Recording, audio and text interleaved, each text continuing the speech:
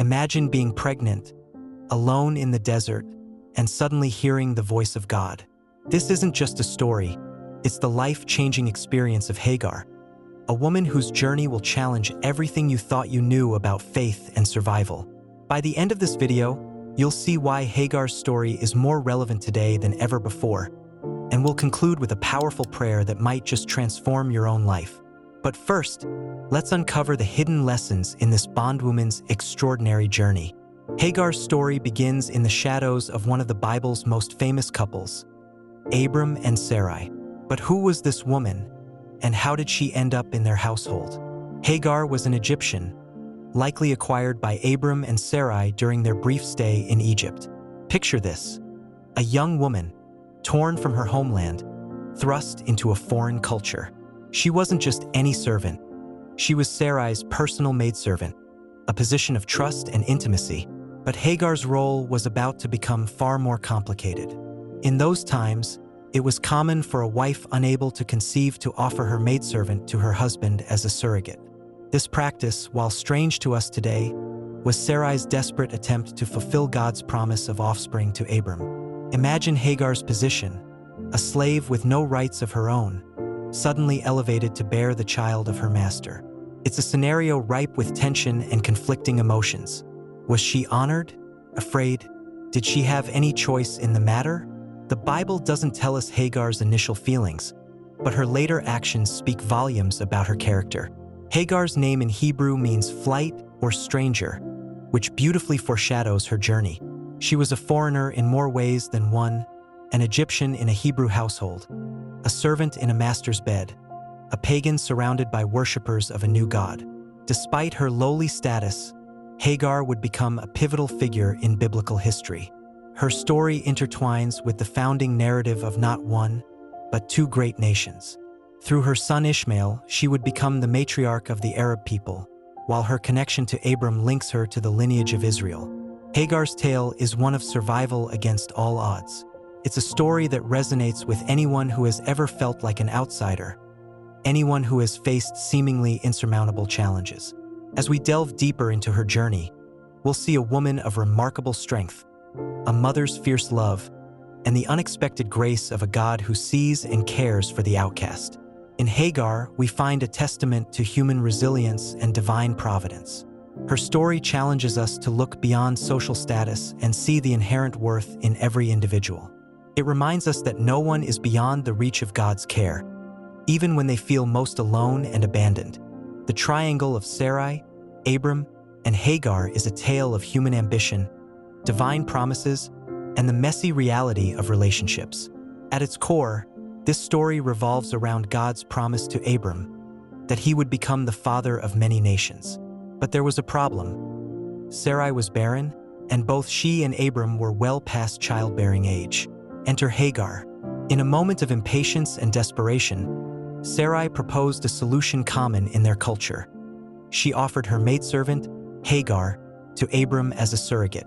"Perhaps I can build a family through her," Sarai said. This decision set in motion a series of events that would have far-reaching consequences. Imagine the tension in the household. Abram, torn between his love for Sarai and the opportunity to fulfill God's promise. Sarai, wrestling with jealousy and the pain of infertility. And Hagar, suddenly elevated from servant to the potential mother of Abram's heir. It was a powder keg of emotions waiting to explode. When Hagar became pregnant, the delicate balance shifted. The Bible tells us that she began to despise her mistress. Perhaps she felt a new sense of importance, or maybe she was emboldened by carrying Abram's child. Whatever the reason, this attitude change infuriated Sarai. Sarai, feeling threatened and resentful, turned to Abram. "You are responsible for the wrong I am suffering," she accused. It's a moment that reveals the deep pain and complexity of their situation. Abram, instead of mediating, gave Sarai free rein over Hagar. "Your servant is in your hands," he said.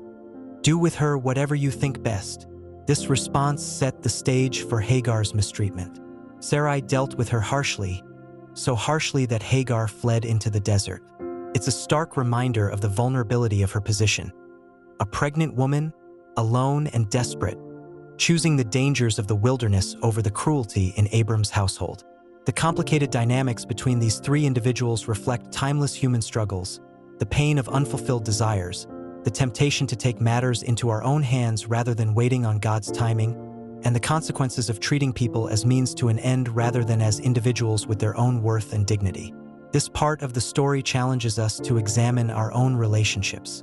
How do we handle disappointment?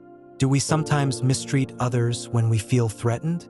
Do we, like Abram, sometimes avoid difficult conversations, leading to greater conflict? As we continue to unravel Hagar's story, we'll see how God intervenes in this messy human drama, offering hope and direction even in the midst of conflict and despair.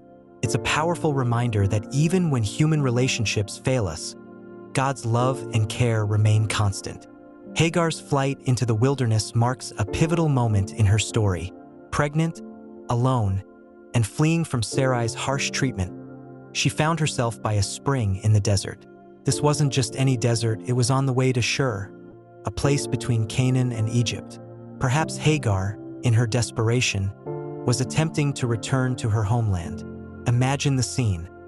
A woman, carrying the child of one of the most powerful men in the region, now reduced to a fugitive in the unforgiving desert. The physical discomfort of pregnancy coupled with the emotional turmoil of rejection and fear must have been overwhelming.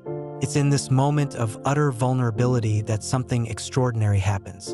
An angel of the Lord appears to Hagar. This divine encounter is significant for several reasons. First, it's one of the earliest recorded instances in the Bible of God directly interacting with a woman.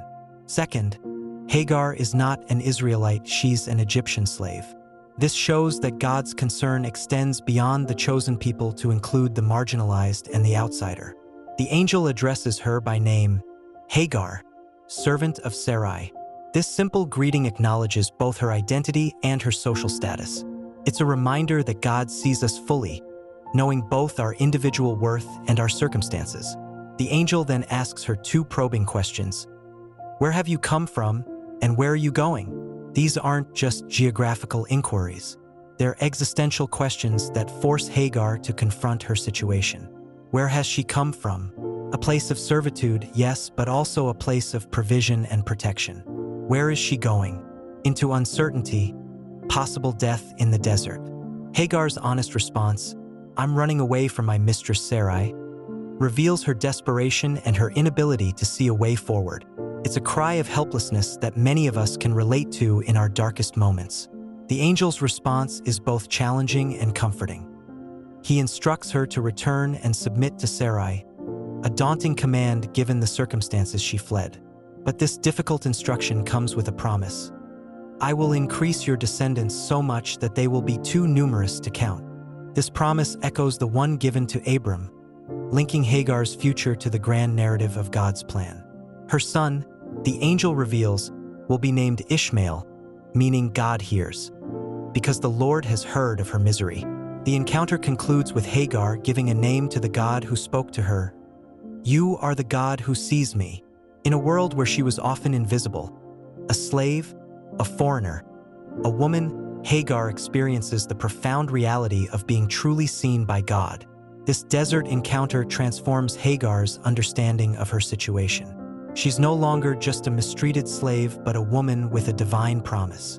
Her unborn child is not just the result of a complicated domestic arrangement, but a son with a God-given name and future. Hagar's experience reminds us that our lowest moments can become sacred encounters. It challenges us to recognize that God sees and cares for the marginalized, the mistreated, and the misunderstood. And it offers hope that even when we feel most alone, we are seen and heard by a God who knows us by name. In the midst of Hagar's despair, the angel's promise comes as a lifeline of hope.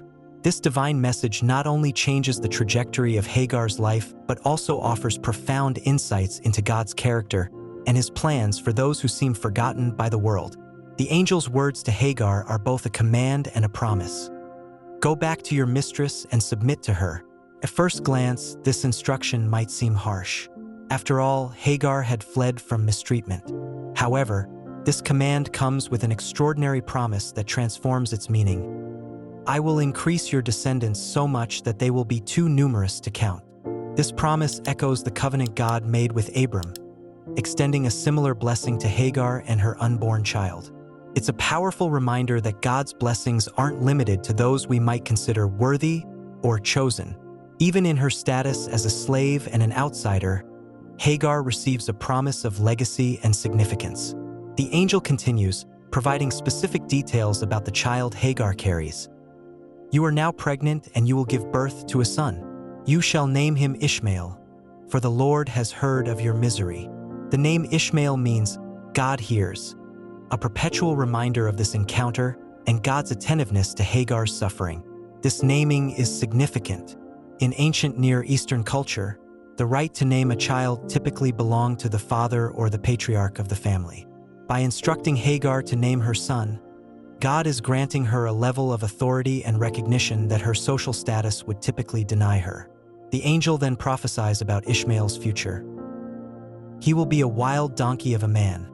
His hand will be against everyone and everyone's hand against him, and he will live in hostility toward all his brothers."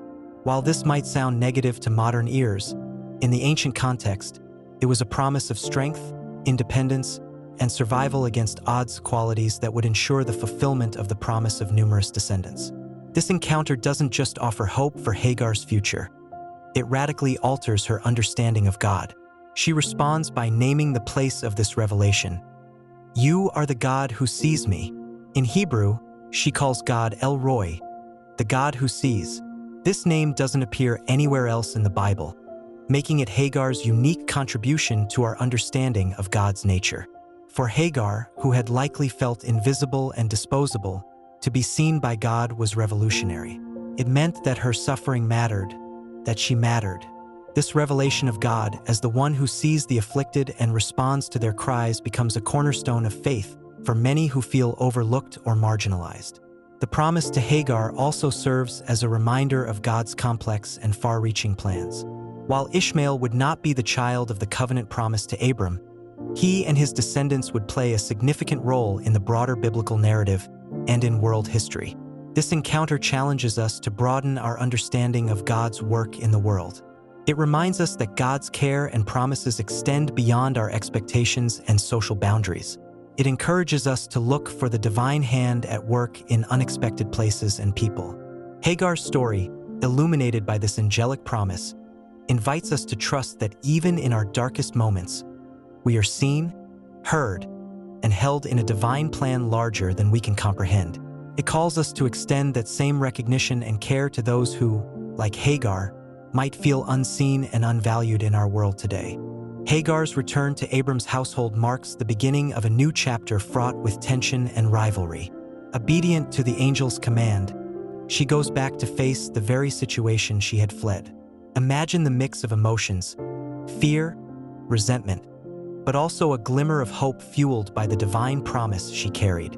Upon her return, Hagar gives birth to Ishmael. Abram, now 86 years old, finally has a son. The joy of this moment, however, is overshadowed by the complex dynamics within the household.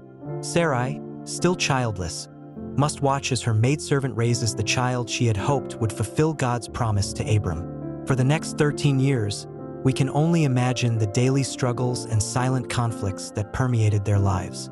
Hagar, once a lowly maidservant, now held a unique position as the mother of Abram's only son.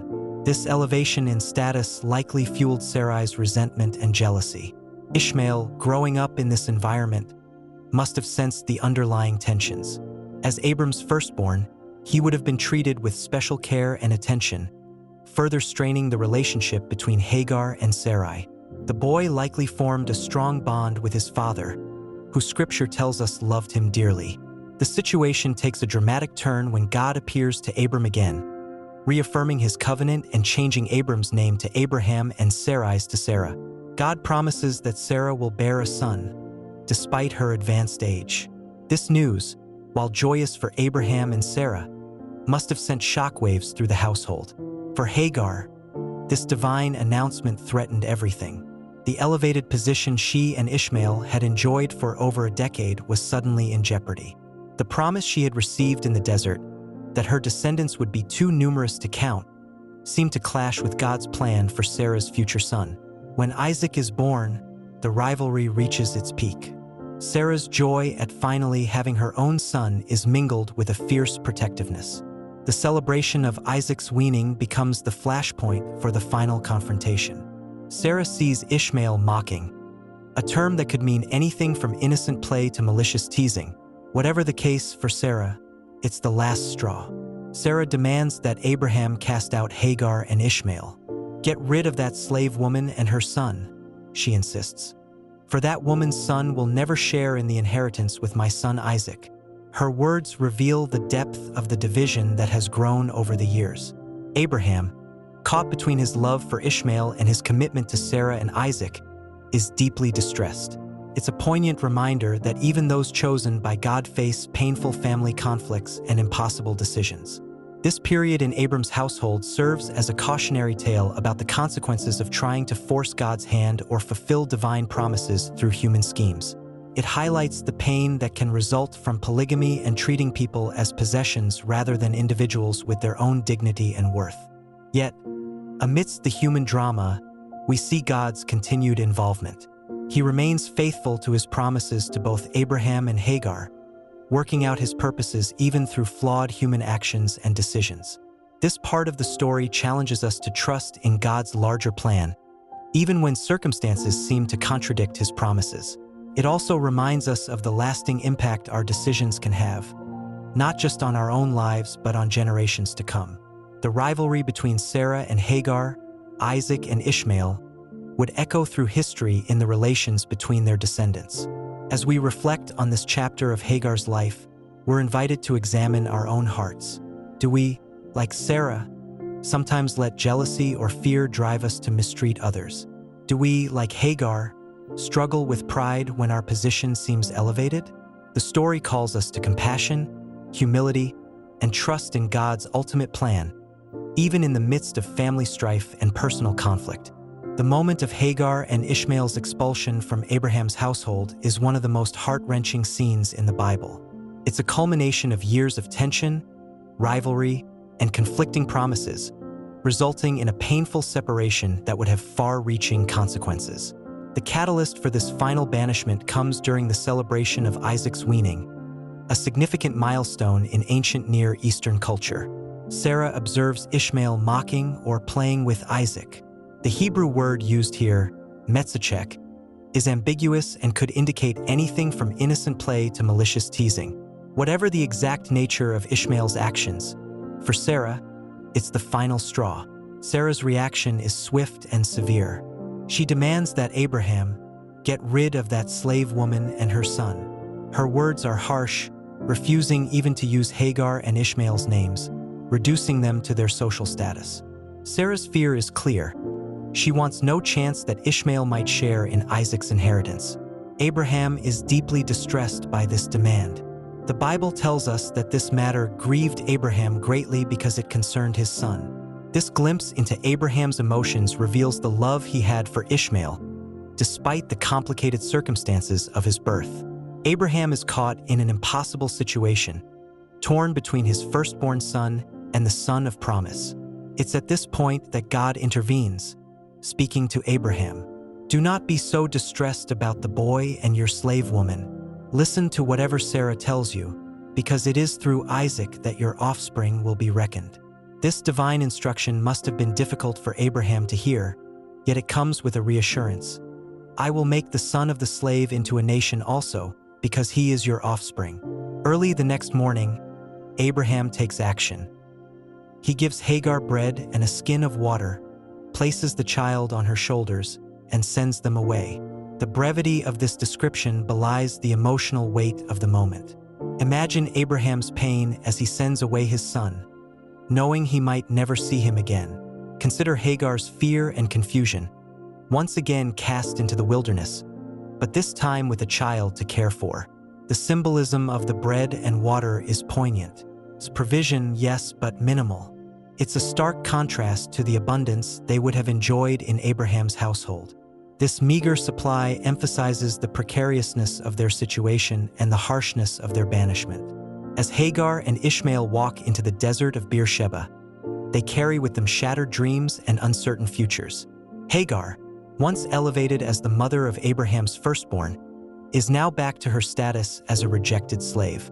Ishmael, raised with the expectation of being Abraham's heir, is suddenly dispossessed. This banishment represents more than just a family conflict.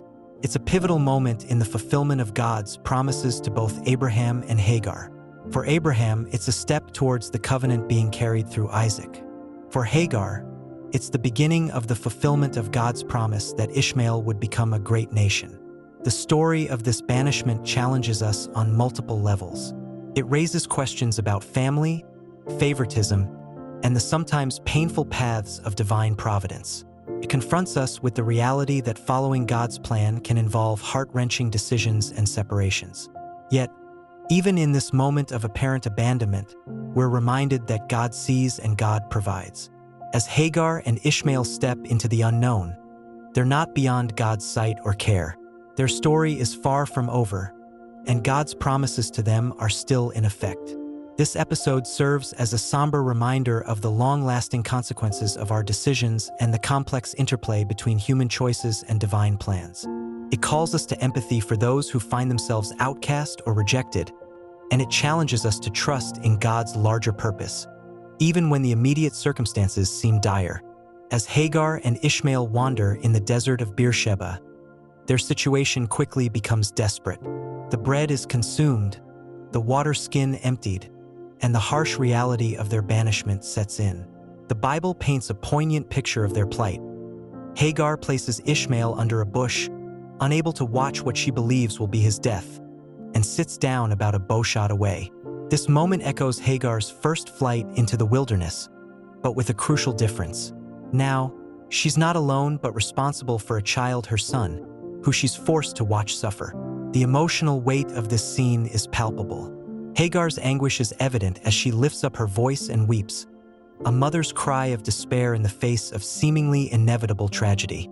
It's in this moment of utter desperation that we witness another divine intervention. God hears the boy's cry, and the angel of God calls to Hagar from heaven. The parallel to her first wilderness encounter is striking, underlining God's consistent care for this outcast mother and child. The angel's words are both a comfort and a challenge. "What is the matter, Hagar? Do not be afraid. God has heard the boy crying as he lies there. Lift the boy up and take him by the hand, for I will make him into a great nation." This message reaffirms the promise given years before and provides immediate hope in their dire situation. Then comes the miracle. God opens Hagar's eyes, and she sees a well of water. The text suggests that the well was there all along, but Hagar, in her distress, was unable to see it. This detail offers a profound metaphor for how despair can blind us to the resources and solutions that may be within our reach. The provision of water in the desert is more than just physical sustenance. It's a symbol of God's faithfulness and care. In the harsh, arid environment of the wilderness, water means life. By providing this well, God is not just saving Hagar and Ishmael from immediate death, but giving them the means to survive and thrive. This divine intervention marks a turning point in Hagar and Ishmael's story. From this moment on, we're told, God was with the boy as he grew up. It's a powerful statement of God's ongoing presence and provision in their lives, despite their outcast status.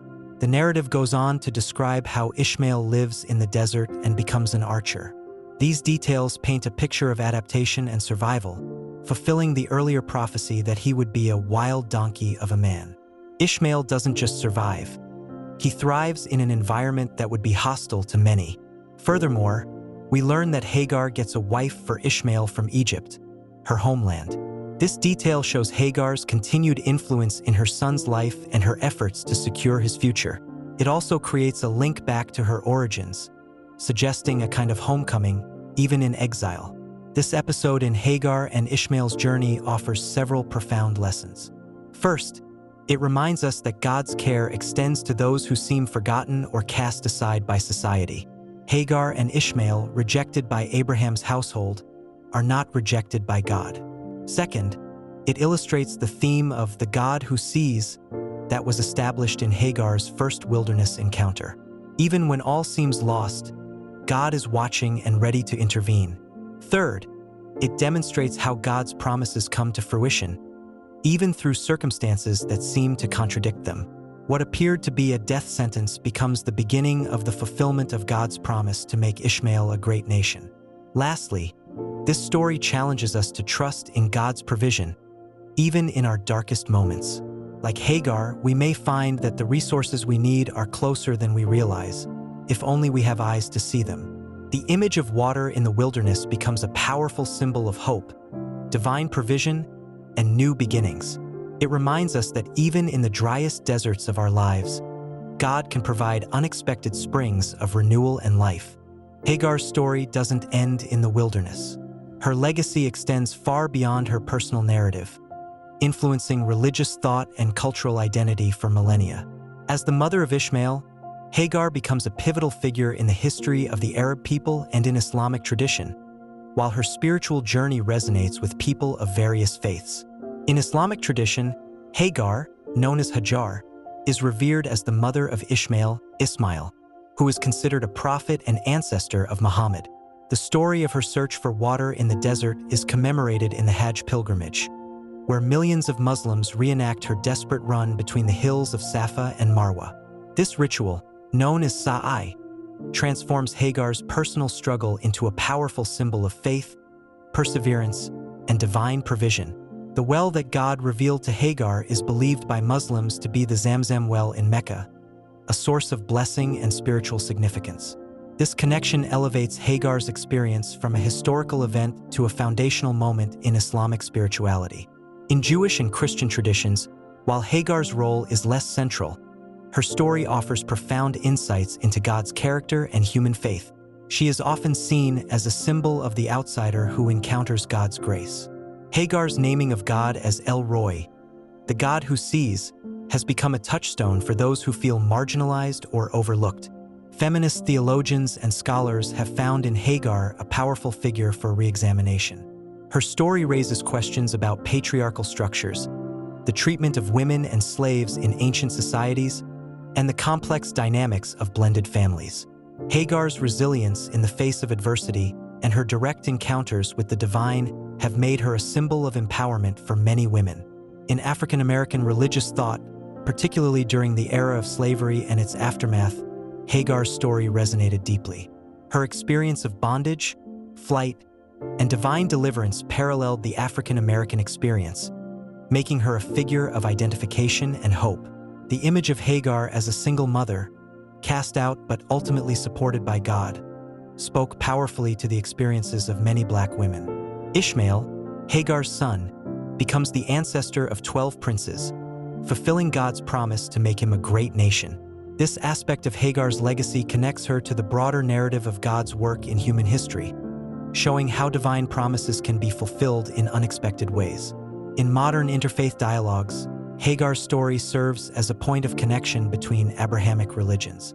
Her experiences touch on themes common to Judaism, Christianity, and Islam: faith in times of trial, divine intervention, and the complex relationships within families chosen for divine purpose. Hagar's legacy also challenges us to consider the stories of those on the margins of our own societies. Her experience raises questions about how we treat the vulnerable, the foreign, and those who don't fit neatly into our social or religious categories. It calls us to see the dignity and divine purpose in every individual, regardless of their status. The enduring power of Hagar's story lies in its raw humanity. It's a tale of survival, of a mother's love, of divine encounters in desperate moments. It speaks to the universal human experiences of rejection, fear, and the search for belonging. At the same time, it offers hope that we are seen by God, that our struggles matter, and that even in our darkest moments, we may find unexpected springs of renewal. Hagar's legacy, therefore, is multifaceted. She is a mother of nations, a spiritual foremother, a symbol of perseverance, and a testament to God's care for the outcast. Her story continues to inspire, challenge, and comfort people across cultures and faith traditions, reminding us that every life, no matter how marginalized, has significance in the grand narrative of divine purpose. As we wrap up Hagar's incredible journey, let's take a moment to reflect on her story. What strikes you most? Is it her resilience in the face of adversity? The way God saw her when others overlooked her? Or perhaps how her struggles led to an unexpected legacy? Hagar's tale isn't just ancient history. It's a mirror reflecting our own experiences of feeling unseen, cast out, or facing impossible odds. But remember, just like Hagar, we too have a God who sees us, hears us, and can provide water in our personal deserts. So, what's your takeaway from Hagar's story? How might it change the way you view your own challenges or the people on the margins of your world? If you found value in this video, don't keep it to yourself. Hit that like button, subscribe to the channel, and don't forget to ring that notification bell. It helps us reach more people with these powerful biblical narratives. And hey, the journey doesn't stop here. Check out one of the videos popping up above for more inspiring stories from the Bible. Before we go, let's take a moment to pray. God who sees, thank you for reminding us through Hagar's story that no one is beyond your sight or care. Help us to trust you in our desert moments and to be your eyes and hands for those who feel unseen in our world. Give us the courage of Hagar to face our challenges and the faith to believe in your promises. Amen. Remember, your story matters to God, just as Hagar's did. Until next time, stay blessed and keep seeking the God who sees you.